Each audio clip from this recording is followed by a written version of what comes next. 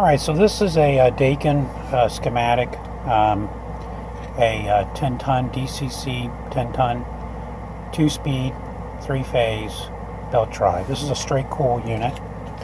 I just want to take a moment to go over, I happen to have this one printed out, and we wanted to go over how I go about tracing out a schematic.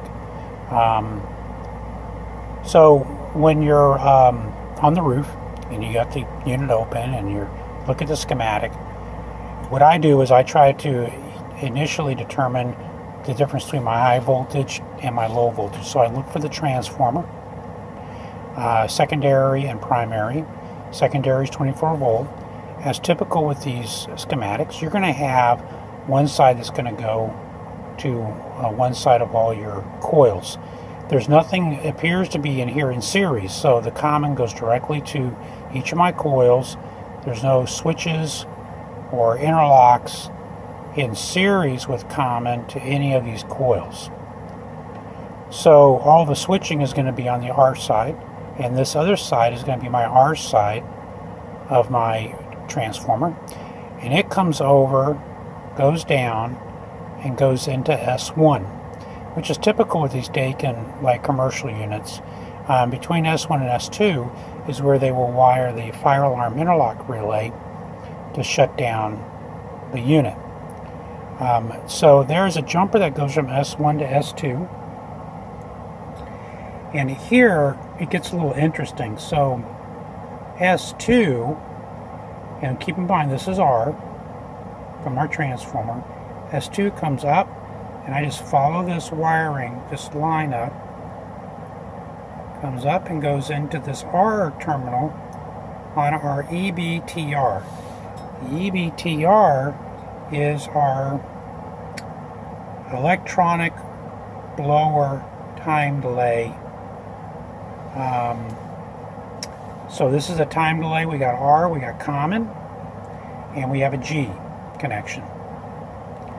So that immediately goes up to there. There's also another terminal here that comes over and brings R. Notice I got a written R. Goes to a normally open on the contacts of this time delay. Normally open contacts, normally closed contacts.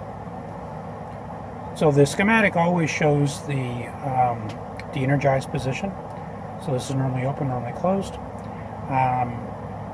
And then that same R comes over to CCR1, CCR2, and in series with those is my low pressure, high pressure to the compressor contactor 1, compressor contactor 2.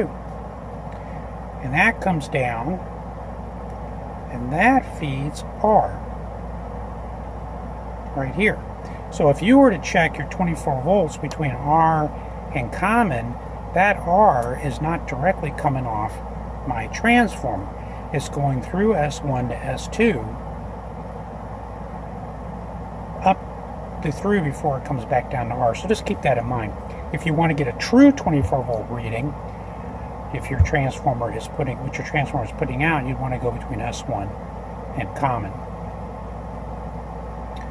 So then let's continue to follow that. So this, notice R comes up here, goes over to terminal 9 on this plug. Then we go to the other side of the plug. See, this is PLF1, PLF2. The other side of the plug, we look for 9 right here. That comes over and connects to S2. So there's another parallel R connection to S2. So R coming from S1 to S2 can also come up through here to this 9 to R. So that's 2 routes for R to get its 24 volts from. And that's all that R does at this point in time. So then let's take a look at my Y circuit.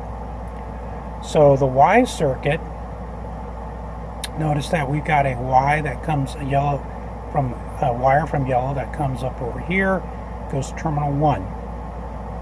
1 jumps to 4. So let's see what 1 is.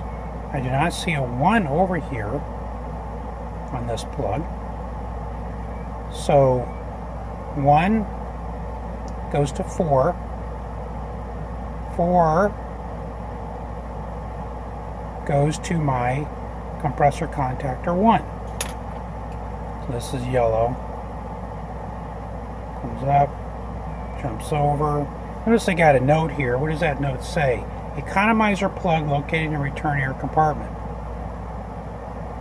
Remove male plug, attach female plug to economizer accessory. Okay. So so keep in mind, this may very well be in the economizer compartment is where this is. So that comes over to CCR1. That directly energizes CCR1. Now CCR1 has a set of contacts right here. So CCR1 is going to close. So this is a relay. CCR1 is going to close. That then, providing I have, and I should have said this, providing we're calling for cooling. So if my thermostat closes R to Y, okay, so we're going to have R coming over through here, through Y1, jumps to 4, energizes CCR1. This will close. That brings R, remember we have R here, through my low pressure, high pressure, my compressor contactor. My compressor contactor will be energized. Our CCC1 will be energized. And if we take a look up here, so we see CCC, this is my high voltage side, we see CCC1, or CCC1, CC1, it's a 2-pole contactor, or 3-pole contactor, here's my other. So I've got 3 poles, so this is dropping all 3 legs to my compressor motor. So when CC1 energizes, these will close and bring on my compressor. And that's the end of the Y1 circuit. So let's take a look at the Y2 circuit. So if stage 2 cooling is energized, that will bring Y1 over up to 2. And notice 2 jumps over to 3. And 3 comes over to my CCR2. So CCR2 is the contacts right here. CCR2 closes and brings on CC2, which is my compressor contactor 2. And by the way, let me come back a moment on this. And that is this. I think I said earlier that these two are the same, are different sides of the same plug. That is incorrect. This is one plug, this is the other plug.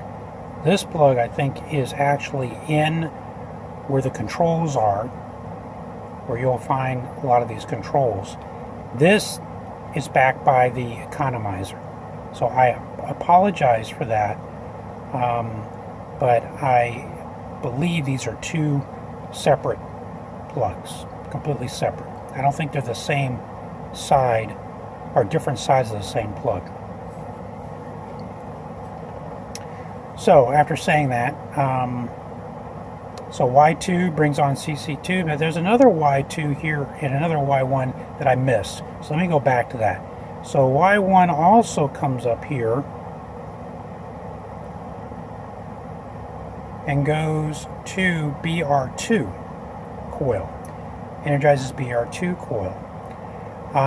The BR2 coil is for these 2 relays right here.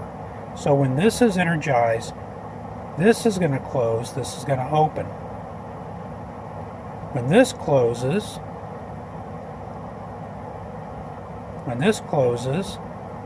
it is going to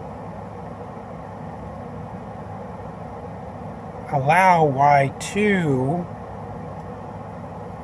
24 volts. Let me just double check that. So this closes, this opens. And since Y2 is not energized, that's not going to affect it. So it's just BR1 or BR2. So BR2 energizes, and that strictly closes this and de-energizes that. Let me just confirm. That goes to Y2. That is correct. So, and we have energized Y2, so Y2, but let's say Y2 wasn't energized. What would that do? That wouldn't do anything because it's connected to Y2. So let's just continue to follow Y1 for a minute. So G is going to energize my fan motor, and so G is going to energize my fan motor. So I'm going to have green coming up through here. That goes to 6. N comes up and goes to G up here, which this will energize, which will close this right here, which will close this, and that will bring R in to the BR normally closed contacts to bring in blower BC2 contacts, which are right here for the low speed. Now, the BR relay, BR1, is currently not energized. So BR1 is not energized, but BR2 is energized from Y1. So according to this, the fan is going to run in the low speed.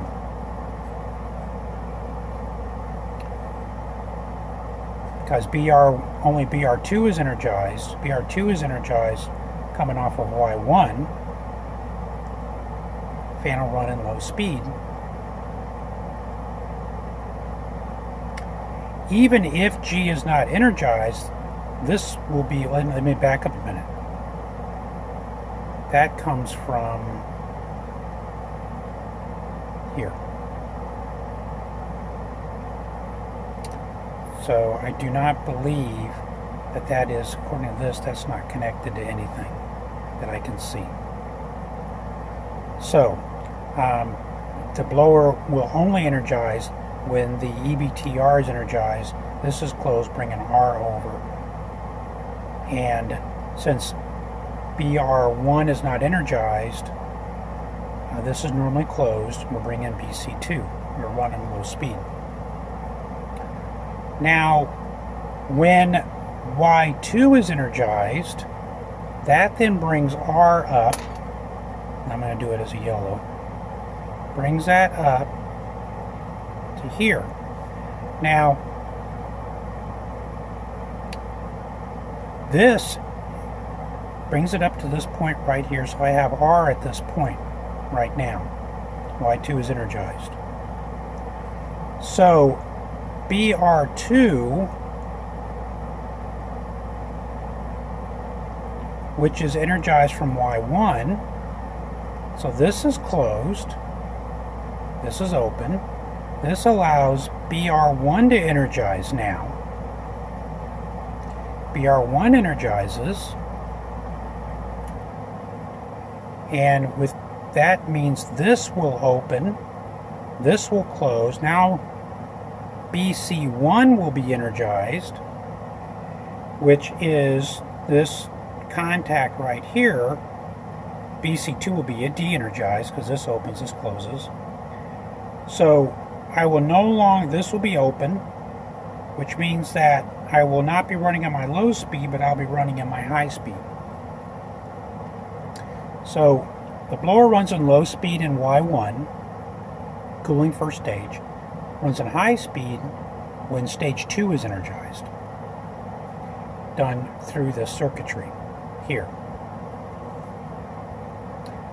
Now, as far as W is concerned, let's see how W energizes the fan, or interlocks the fan speed. So notice I have a W1, W2 as a note 4 for two-stage operation, move W1, W2 jumpers. Okay? So let's say we have a single stage. Now, R is going to connect to W1, and of course we're not going to have our Y connections. This is straight cool. So let's see what happens there. So I'm going to come up. It goes to 6, goes nowhere. I'm going to come up. I'm going to go to BR2. BR2 brings the R from W1 to BR1, energizes BR1 directly. BR1 then will close this and allow BC1, which is high speed, to run fan. Now that, let's see where that's getting its power from 8.